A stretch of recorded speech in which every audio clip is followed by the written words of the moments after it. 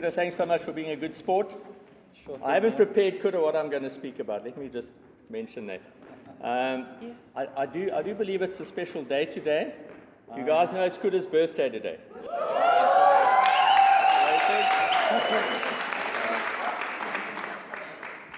So how old are you, Kuda? I guess about 25 or? 21 with 9 years experience. Oh, right. That's good. So it's a big birthday. It's the big 3-0. But Kuda, we've heard this great lesson from Shawnee on serving, being a servant. And I don't know if you're aware of this, but the church regards you as a great servant. Is that right? I think we're all servants. We're all servants in the body. Okay. But how do you, maybe you answered already, but how do you respond to that? Do you see yourself as an exceptional servant? How do you respond to the church saying you're a great servant? Yes, I don't know. I think we all have a part to play, and yeah, we all do what we can, where we can. As Shawnee was saying, doesn't matter how small or large the act of service is, but we've all got a role to play in the body, and I think I'm no different to anyone else sitting here.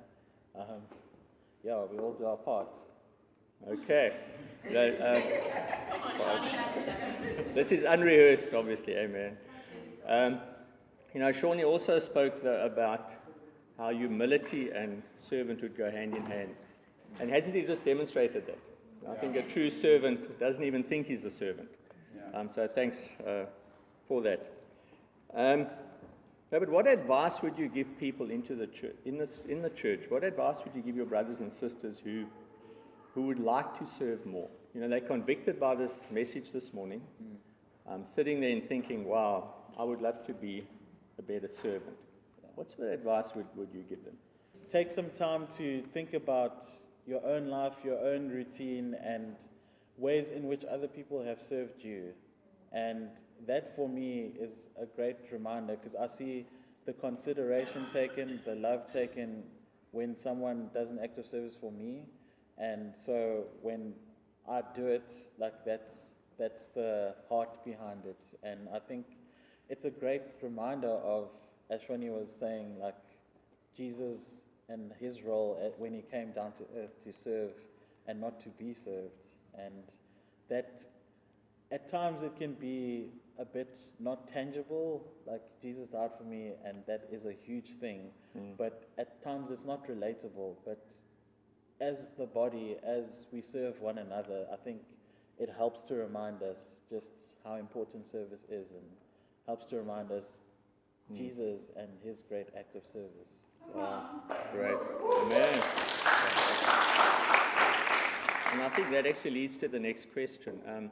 You've shared your story with the church, and I'm not asking you to share it again, but what comes across every time you speak is your gratitude.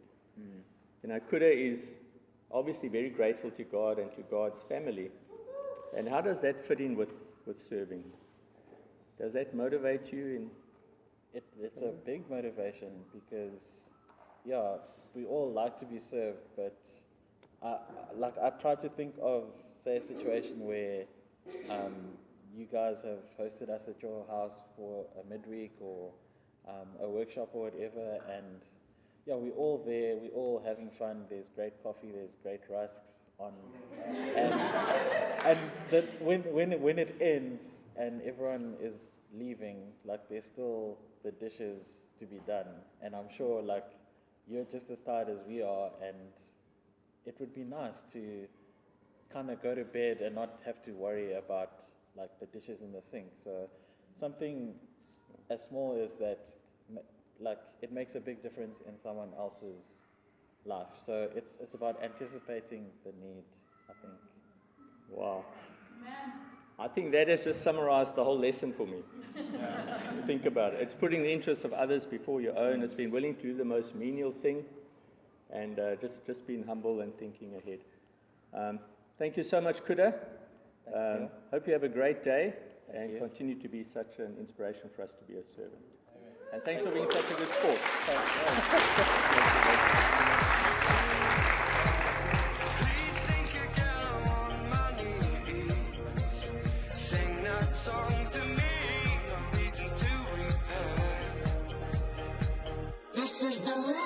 never know.